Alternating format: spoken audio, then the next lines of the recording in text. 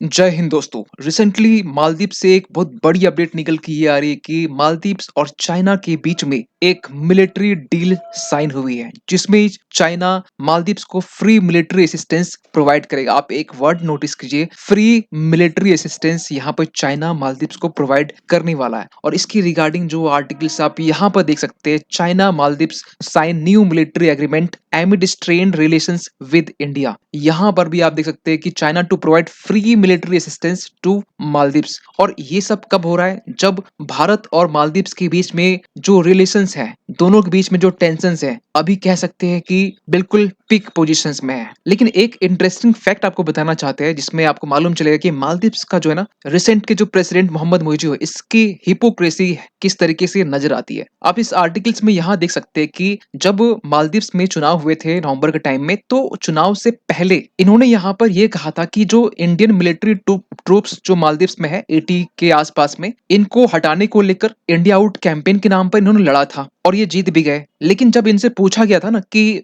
Indian troops जो यहाँ पर है इसको हटाने को लेकर क्या इसे रिप्लेस किया जाएगा दूसरे देश के साथ में, अदर नेशन साथ में, तो इन्होंने यहाँ पर ये कहा था Indian troops need to leave Maldives लेकिन they will not be replaced by troops from other nations. लेकिन ना ये सब चीजें ना अब बदलता हुआ दिखाई दे रहा है। ये फ्री मिलिट्री असिस्टेंस में आगे की दशा और दिशा क्या होने वाली है, इस वीडियो में तो एनालिसिस करने वाले, लेकिन मे बी आगे आने वाले टाइम में कुछ डेवलपमेंट और निकल के आएंगे यहाँ पर, जहां पर मालूम चलेगा कि चाइनीज ट्रूप्स मालदीव्स में डिप्लॉय हो चुके हैं। ऐसी खबर भी आई होप कि रिसेंटली मार्च में भी इलेक्शंस होने वाले हैं, पार्लियामेंट्री इलेक्शंस मालदीव्स में। इसके बाद में ये खबर सुनने को मिल सकता है, बहुत ज्यादा इसमें पॉसिबिलिटीज है।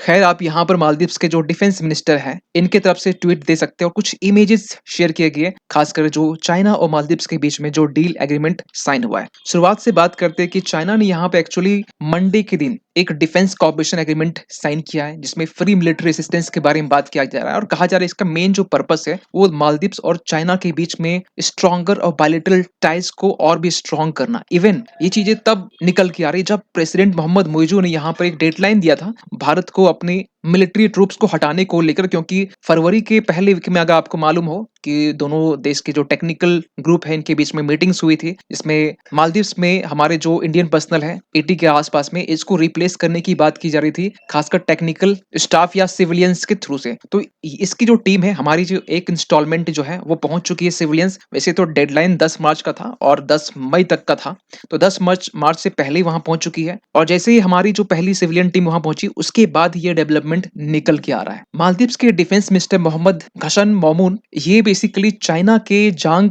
बाकोन, इनसे मिलते हैं। एक्चुअली चाइना के जो जांग बाकोन है ये बेसिकली मालदीव्स के विजिट में आते हैं। ये कब? जब मालदीव्स का जो चाइना का जो स्पाई शिप है ये मालदीव्स में डॉक करता है, कुछ दिन पहले की बात है, और इसके जस्ट बाद इसकी विजिट होती है और ये खबर निकल के यहाँ से आती है। और दोनों लोग, कहा जाता है कि दोनों लोग डिफेंस कॉपरेशन को इनहेंस करने को लेकर आपस में बातें हुई। इवन की एक बातें ना चाइना यहाँ पर, इवन की मालदीव्स की तरफ से भी जो डिफेंस कॉर्पोरेशन जो साइन हुआ, इसकी डिटेल्स अभी तक पब्लिकली अभी फिलहाल प्रोवाइड नहीं की गई है। क्या डील हुई है, किस तरीके से डील हुई है, कितना कॉम्प्रिहेंसिव तरीके से यहाँ पर डील एग्रीमेंट साइन हुआ है। लेकिन एक ना इंटरेस्टिंग फैक्ट आपको बताना चाहते हैं जो आपको जरूर सुनना चाहिए। कुछ लोग पूछते हैं ना कि मालदीव्स में इंडिया आउट कैंपेन काम कैसे कर गया, ये आखिर मोहम्मद मुइज़ ने कौन सी ऐसी तीर मार दी। देखिए, 2022 का टाइम है, जब 2022 के टाइम में मोहम्मद सोली उस वक्त के प्रेसिडेंट थे, तो भारत और मालदीव्स के बीच में 6 एग्रीमेंट को लेकर साइन हुए थे। 6 एग्रीमेंट ऐसे थे जिसमें साइन हुए और ये 6 एग्रीमेंट को लेकर मोहम्मद मोइजू ने वहां की जो पब्लिक है, जो जनता है, उनको यहाँ पर ये बरगलाया कि ये जो 6 एग्रीमेंट है ना, इसे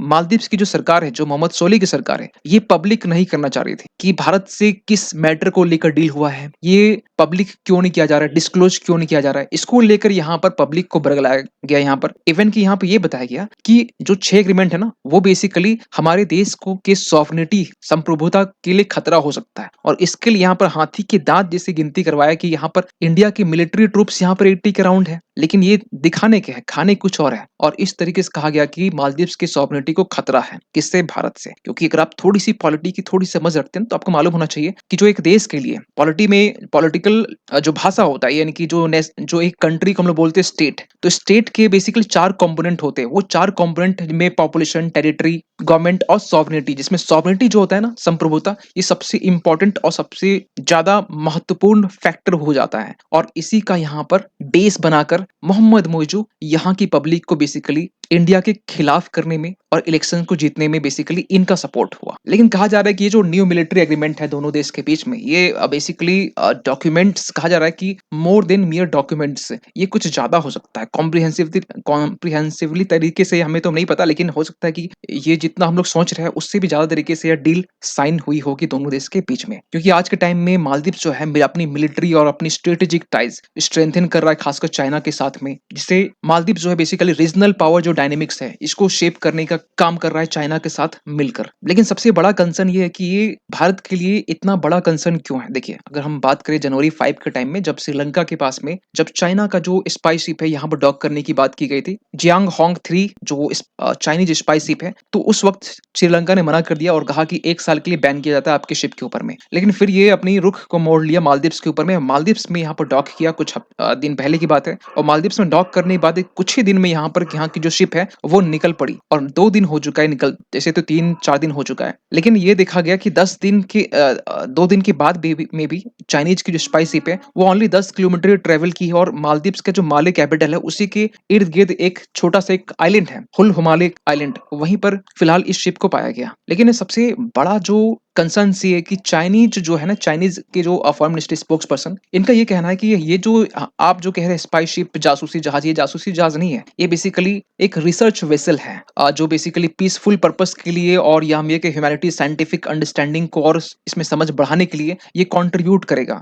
खैर, लेकिन जो भी चीजें रिसेंटली हो रही है ना, इसमें ये बेसिकली ये इंडिकेट कर रहा है कि आज के टाइम में मालदीव्स जो है एक्सेसिव रिलायंस चाइना के ऊपर रख रहा है, और ये मालदीव्स के लिए कहा जा रहा है कि ये डेट ट्रैप हो सकता है। क्योंकि रिसेंटली आईएमएफ ने भी यहाँ पर ये कहा था कि फॉरेन डेट क्राइसिस को लेकर मालदीव्स की, अगर आप चाइना से बोरो करते हैं, क्योंकि इसके पहले जो प्रो चाइना गवर्नमेंट थी मोहम्मद सोली से पहले की हम बात कर रहे हैं, जब अब्दुल यामीन, आई थिंक अगर गलत ना हो तो, उनके टाइम में भी लोन लिया गया था, उन लोन का अभी तक चुकता नहीं हो पाया, लेकिन फिर से लोन की डिमांड कर रहे हैं। तो यहाँ पर आईएमएफ ने भी यहाँ पर वार्न किया, ऐसा नहीं कि मालदीव्स को ही वार्न किया, पाकिस्तान को भी यहाँ पर वार्न किया गया था। लेकिन सबसे बड़ा चीज ये है कि हम लोग अपने साइड से कितनी तैयारी कर रहे हैं, खासकर ऐसे स्टेप्स, ऐसे जो इंडियन ओशन में जो डायनेमिक जो चेंज हो रहे हैं उसको लेकर। देखिए, रिसेंटली आपको पता होना चाहिए भारत और मॉरिशस के बीच में अगलेगा जो आइलैंड है, अगर अगलेगा आइलैंड का अगर आप थोड़ा लोकेशंस अगर फाइंड आउट करेंगे तो आपको मेडागास्कर के जस्ट आपको यहाँ आपको ईस्टर्न साइड मिल जाएगा।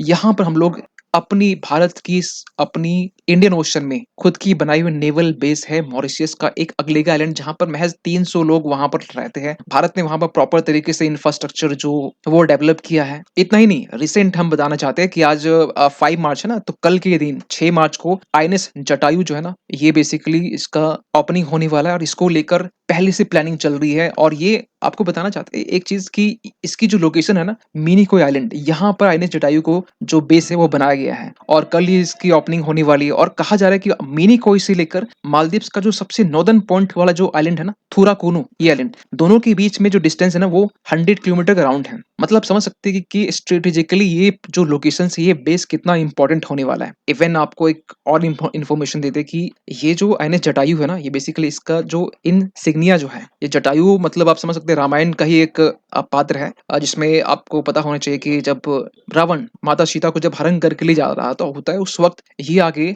आते हैं उनको बचाने के लिए। तो ये बेसिकली इनको, इनका जो रोल होता है रामायण में सर्विलियंस के लिए होता है, जटायु का जो यूज किया जाता है। तो यहाँ पर भी मेन जो फंक्शन है, मेन काम है आईएनएस जटायु का, कुछ इसी तरीके से होने वाला है। और ऐसा इसलिए भी इंपॉर्टेंट है ना, क्योंकि आज के टाइम में अगलेगा आइलैंड में हमारा जो नेवल बेस बन गया है, रीयूनियन आइलैंड में फ्रांस जो हमें नेवल बेस का एक्सेस दे चुका है। डियागो गार्सिया जो एक छोटा सा आइलैंड जो इसमें यूएस नेवल बेस है, फिलहाल यूके ने लीज में दिया हुआ है, यहाँ पर भी हमें एक्सेस मिली हुई है।